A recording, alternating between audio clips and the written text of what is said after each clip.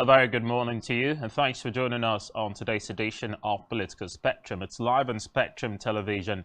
I am Raymond Ita, taking you through the course of the day's biggest in-over ceremony of May 29, where President Buhari is expected to constitutionally hand over to President, culminated the Lesser Hajj celebrations and a reiterating of his readiness to accomplish the task before him when he does become president. Also, lingering issues for Peter Obi, describing INEC's role in the just concluded elections as bias. Well, yesterday, as far as preparation for transition of power is concerned, we also saw, so it pretty looks like Mr. President is in top gear to wrap up his administration and return to his hometown of Daura in Katsina State, as he has often said, to begin enjoying his retirement. But controversies that have trailed it, with the president giving his own verdict on these issues, and this would form a bulk of our discussions, of course,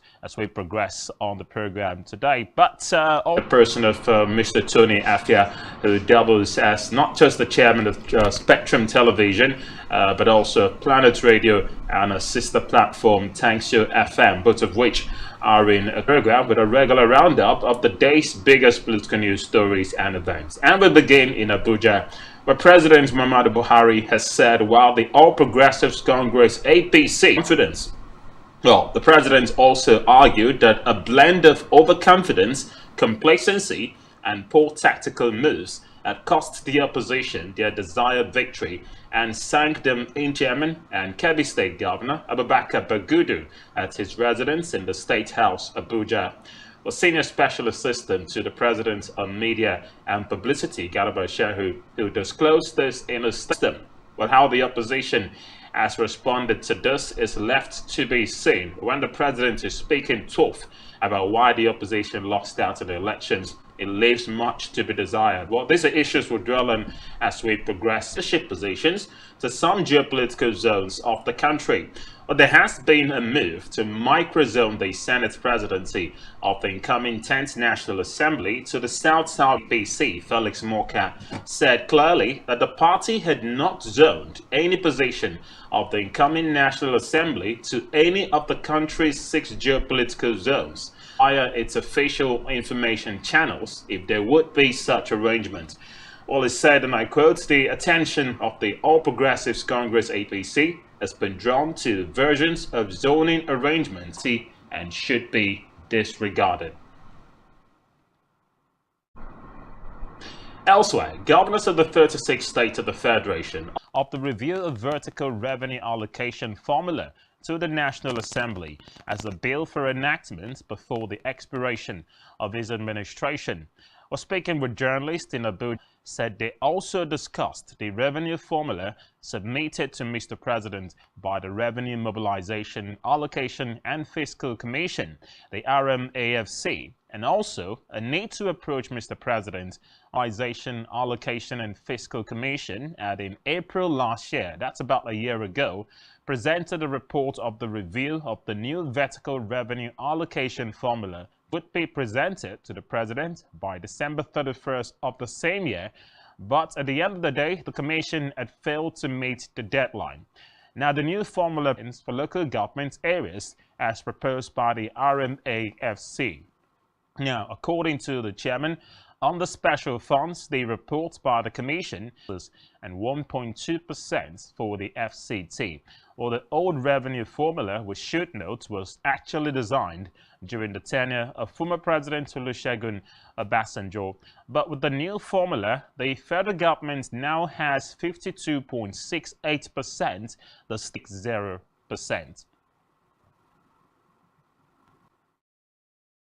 We'll talk about issues of autonomy for local government. Surely issues around FARC allocation. Abubakar Malami yesterday appeared before the House of Representatives Other Committee investigating the alleged loss of over 2.0 export from 2014 till date.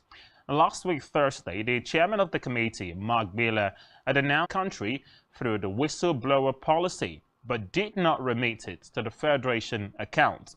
But the lawmaker also said the But appearing before the lawmakers yesterday, the Minister of Justice said that disclosing the details of the whistleblowers as requested by the committee violates confidentiality that the Central Bank of Nigeria, CBN, had maintained these accounts and not the Office of the Attorney General of the Federal $1 million have so far been recovered from different sources, including the late head of state, General Sani Abacha, former Bayelsa State Governor Dipriye Lamiesia. Economic-related matters now. The National Economic Council, NEC, has suspended the planned removal of subsidy on petroleum products by the end of President Buhari's administration. Well, the Minister of Finance, Budget and National Planning, Zainab Ahmed, disclosed this while briefing State House correspondents. The NEC concluded in its meeting that it is not favorable time for the action, adding that the council deliberated on the matter and resolved that it cannot be removed for now. But it equally agreed on the need to continue the discussion on the matter and the necessary preparatory work in conjunction with State 1. Part of the Act does not create room for subsidy.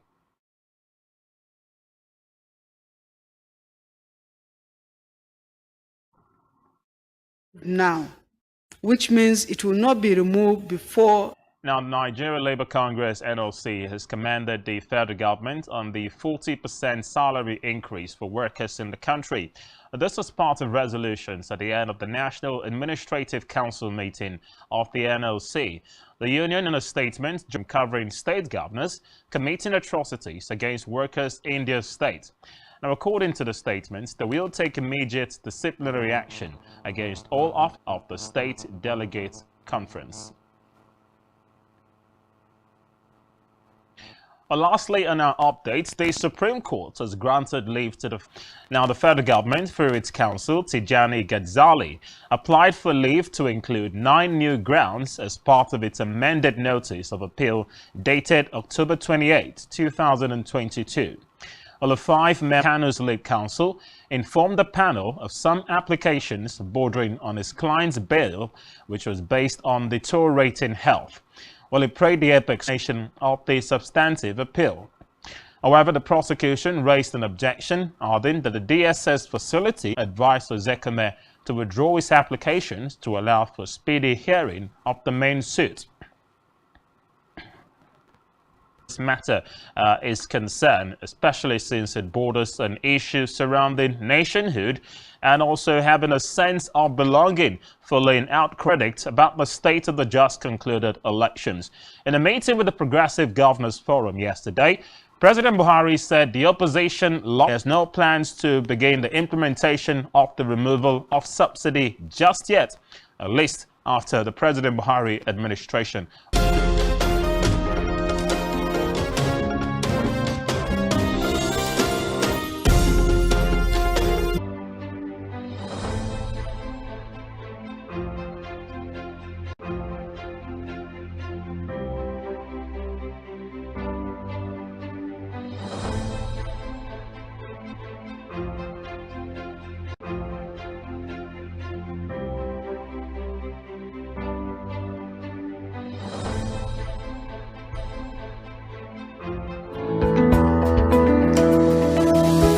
Business exists only to meet the needs of the people.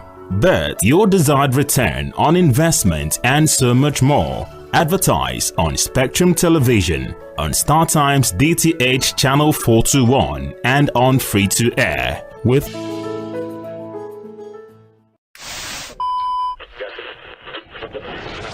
Good morning. Generation to generation, the Nigerian broadcasting industry has worked tirelessly to serve you. And now this service will finally be recognized. Come May, set to reward hard work and excellence in the broadcast media. Voting starts on 20th April and ends on 4th May 2023. Visit This award is organized by the Broadcasting Organizations of Nigeria, Bonn. The Nigerian police, which is the only one allowed by Muslim, our governors have to administered, organized, and supervised by the Nigerian police. No, my lord, I want to say something. I want to say something here. Perhaps it might also who could be said to be the beneficiaries of the death of our daughter. Rogers has linked you with some of the killings. Not, my lord, but we can't be talking about cases which are in court, my lord. Is this an adversary proceeding? It's not, my lord. Issues and questions we face as citizens of this amazing country, Nigeria. Legally speaking, join us at Business exists only to meet the needs of the people, but the competitors. For your desired return on investment 12733. Spectrum Television, broadening your horizon. African opportunity. On Spotlight Africa, we paint the African picture the African way, laced with truth, detail, and the color of the African continent. Join Uyai Anyekan every Tuesday and Thursdays at 4:30 p.m.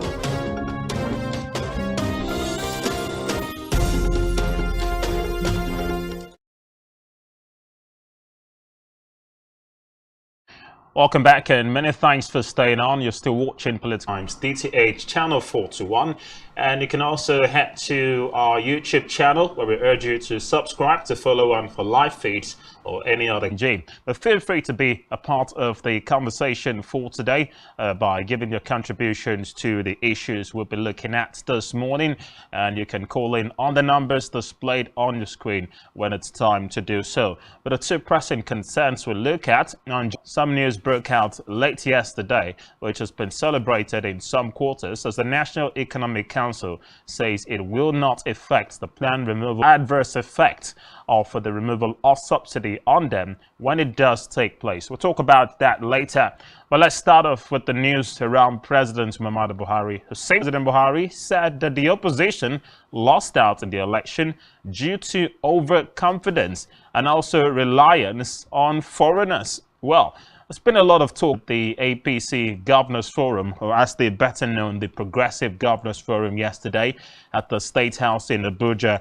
Of course, as we understand, began to make remarks in the last days of his administration, apparently trying to mend fences, as it were, with Nigerians to forgive him over policies that they felt, did not go, say it was too late for Mr. President to begin to ask for an apology from Nigerians. Respected musician Charlie Boy, win over the hearts of Nigerians by, first of all, correcting the wrongs that were allegedly committed in the just concluded elections. Well, wrongs in the elections, especially the February 25 presidential polls. Mr. President, of course, in a statement issued by Garba Shehu, a specialist position. So it looks like Mr. President wasn't only making this comment or targeting this comment at a particular political party, but several of them by choosing to say the combined. So there were 18 registered political parties, of course, in the 2023 electioneering exercise. President-elect today, Bola Tinubu. There was Atiku Abubakar, former vice president of the People's Democratic Party. There was Peter Obi's party, NNPP, and in that order, according to the collated and announced result of INEC, finished in that particular line at the just concluded presidential election. Could we say that there were levels of overconfidence exhibited by the party's confidence, and it was the main reason why they lost? It didn't just stop at that. Mr. President said these political parties and their opponents were already telling foreigners or foreign worked hard to win this election. So before we talk about the supposed hard work that was put in by the APC of this election, and I've given you a clue of the major challenges at the last exercise. Let's start off with Atiku Abubakar of the People's Democratic Party at the elections. Well, Atiku was somewhat engaged in exchange of negative rhetoric with the APC INEC to do its duty and stand right by Nigerians as well in the course of this post. It doesn't seem that it was enough to say that at the polls, but they only premised this argument. We would like to believe that they premised this argument on the expected, actually express hope that the process would be free, fair, and credible, as was the bid, appeared to have rode on the quest for change by a good number of Nigerians, perceived support its candidacy as well. But we know post-election, or even before the first votes were cast, we seem to have had some face-off between spokespersons of the ruling party before the election started. And as a matter of fact, in the heydays of his picking up of the Labour Party's presidential ticket, a lot of the party had no structure. And it's something that they actually reveled on in the course of their campaigning as well, by saying they needed no structure but rely people's votes to count. Would you say amounts to an overconfidence?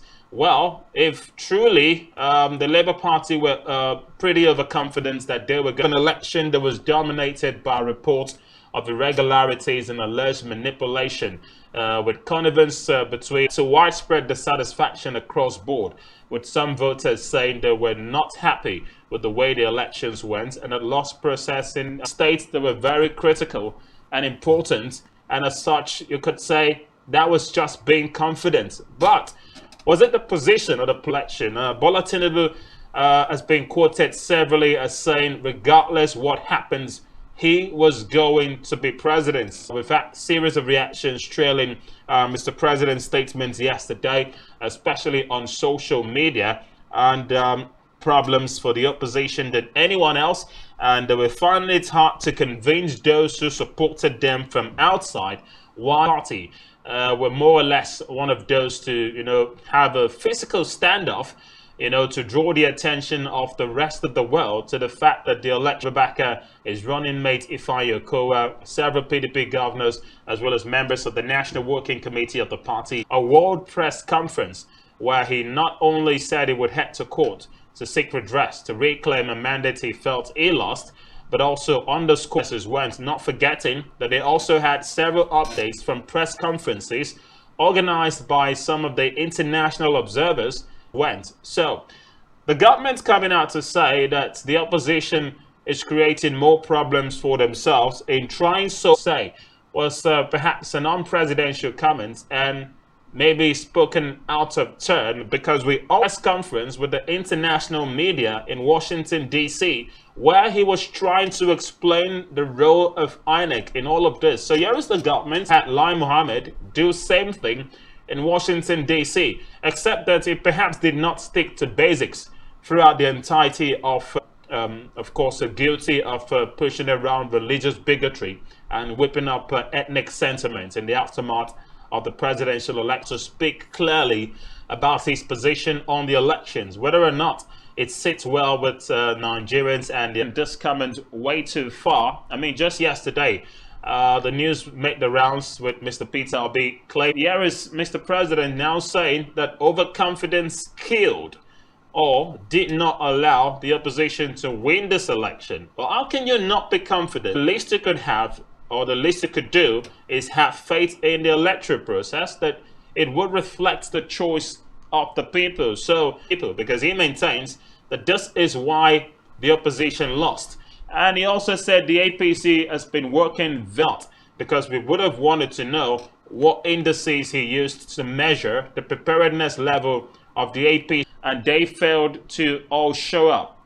Well, apart from the Chatham House conversation in London, where it is, the rest of them did not want to turn up for a platform that will see them pitch against each other and telling Nigerians it did not do.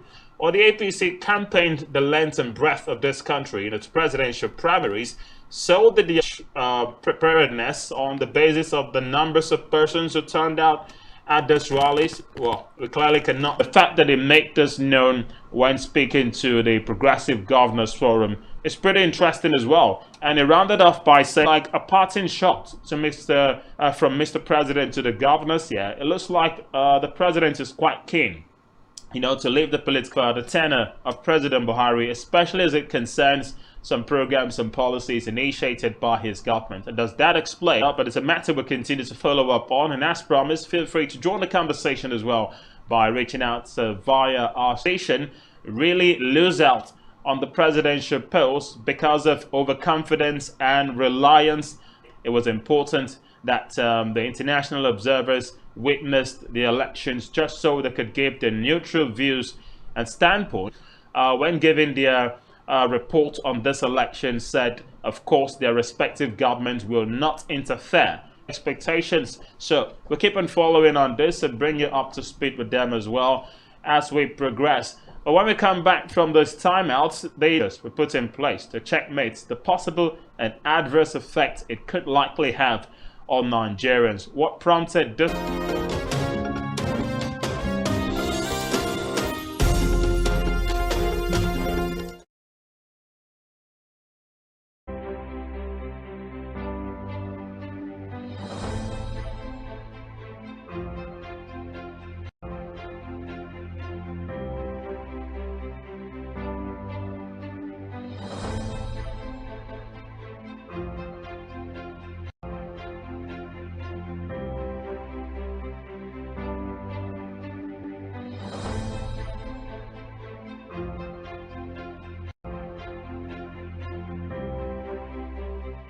Powers with the president as stipulated by the constitution. We do not have a federal government police force. We have the Nigerian police force, which shall be administered, organized, and supervised by the Nigerian police force. My lord, if we cannot find those who literally murdered Abiola, who are those people who could be said to be the beneficiaries of the death of Abiola? Rogers has linked. Is this an adversary proceeding? It's not, my lord, but we can't be talking about cases which are in court. Is this an adversary proceeding? It's not, my lord. These cases are in court, my lord. I'm just reminding your lordship. My lord. Nigeria, legally speaking. Join us every Friday from 5 p.m. to 6 p.m. for Legally Speaking. To meet the needs of the people, but there's an extra advantage if your product and services on investment and so much more. Advertise on Spectrum Television, on StarTimes DTH Channel 421 and on Free to. One truth not often told is about the transformation that Africa has undergone in recent decades. Africa laced with truth, detail, and the color of the African continent. Join Uyai Anyekan every Tuesday and Thursdays at 4:30.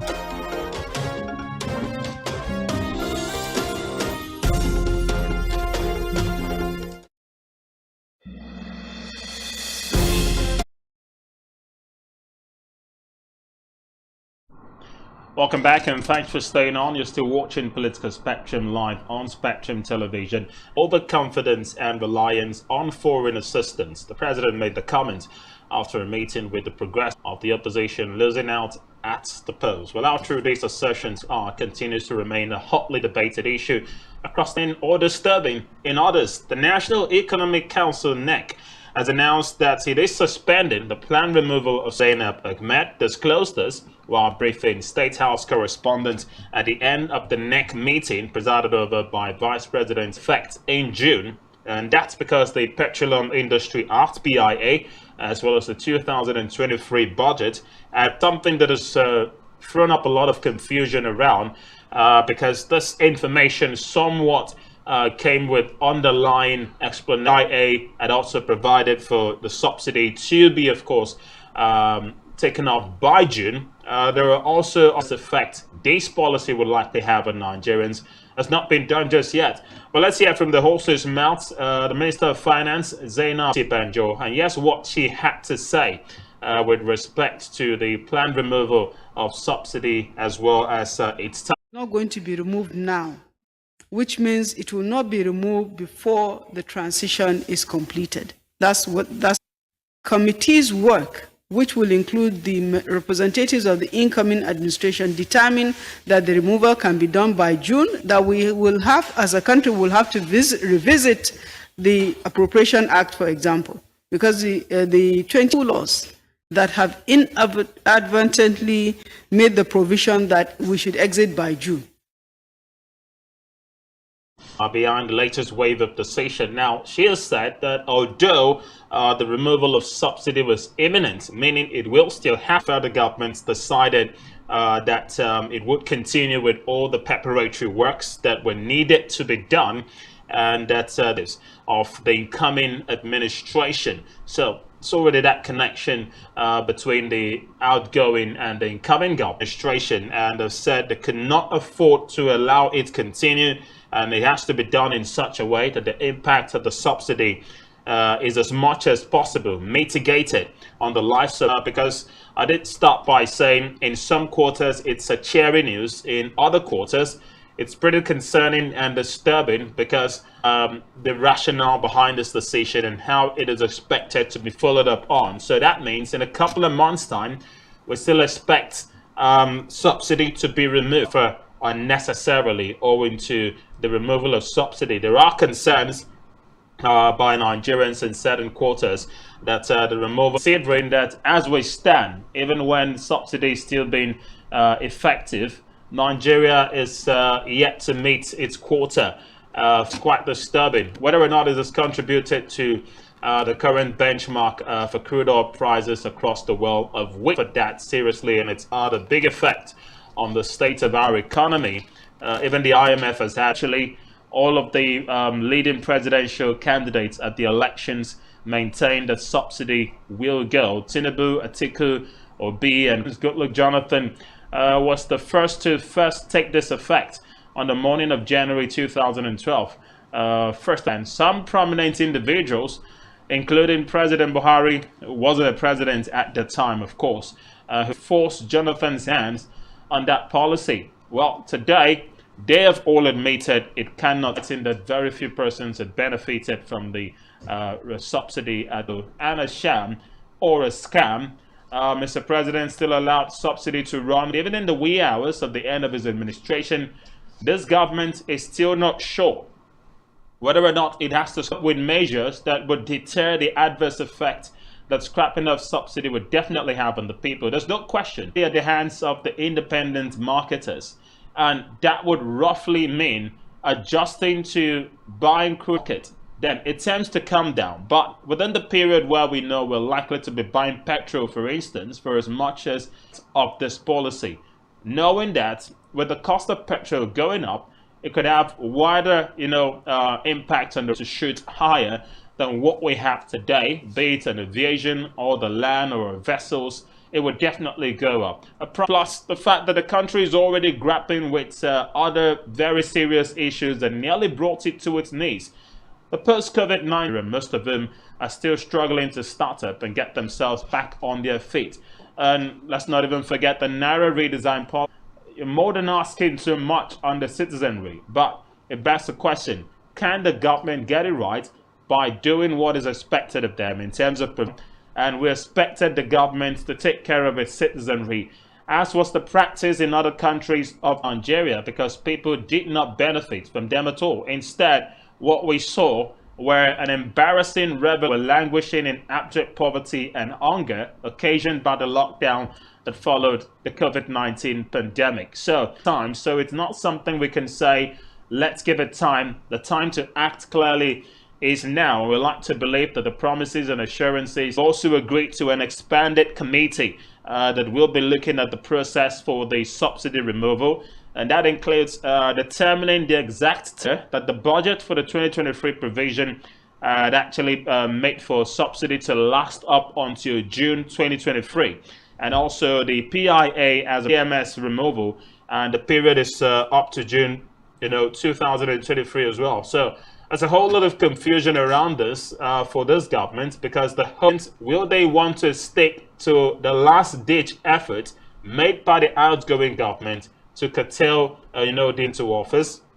One of the first things they would be doing is to reverse the Naira redesign policy. Well, what happens after December would be left to the new government, but he has said it was scrap of the policy. And when he says scrapping of the policy, would he still go ahead to scrap of the policy altogether by saying the new notes should be made extinct again, meaning policies administration is not comfortable with would have to go? Does that include the postponement of the scrapping of the petroleum, or rather of the premium motor spirit continue? It's too expensive to maintain, it has to go. But what is his plans as well going forward? It's good that Zainab Ahmed has said part of the expanded committees and negotiations taking place as to how best to deal with the independent marketers by the time the effect of the subsidy removal comes into place. So just already celebrating the news that subsidy will not just be removed just yet. It could just happen about any time. The problem is, would Nigerians be primarily during that period? Those are the major issues, up for grabs this morning. We'll take another short breather, and when we come back, it's off.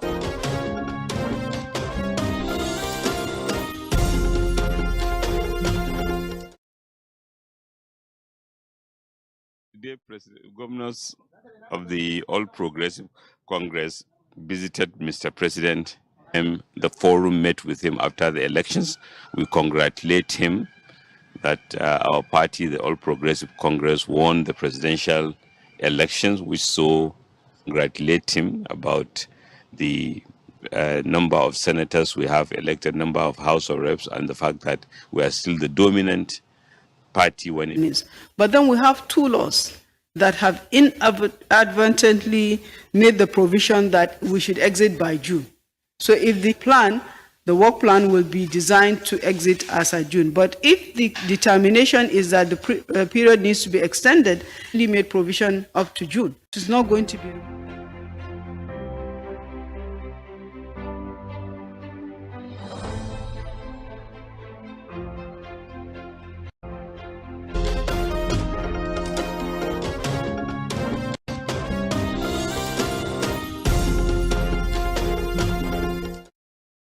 We had from Governor Abubakar Bagudu of Kebbi State. He was the chairman of the Progressive Governors Forum, a platform for governors of the All Progressive combined opposition, that is, had lost out at the just concluded general elections due to overconfidence and reliance on foreign the support they received outside, and had spent time trying to convince their foreign supporters as to why they did not do well at the polls. Coming Minister of Finance, Budget and National Planning, who says the federal government is putting plans in motion to put on hold recent assurances that subsidy regime would be removed by June this year. Well, according to Zainab, to come up with the exact date that subsidy would be removed. But in the meantime, the plans have been put on hold, also because they failed as well. But there's been some reactions to this development as well, one of which is coming from the Nigerian Union of Petroleum and Natural Gas Workers, NUPEN.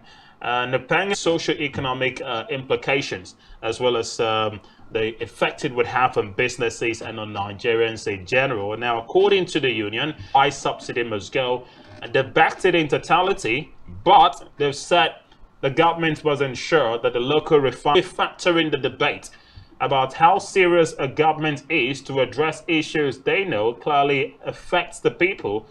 Well, your answer is as good as others out there as to why over a month from now. So I did mention the fact that Mr. President himself described subsidy as a scam and said it only benefited a few to deal with something he personally feels is a crime against the Nigerian people, but that hasn't happened. So on what bomb the choice of NUPEN leaders, who in a communique issued at the end of its National Executive Council meeting in head to scrap off subsidy without perhaps meeting the needs of NUPEN or any other group, for instance, it's bringing to a total halt, the petroleum sector in the country and giving room to the black markets to explore.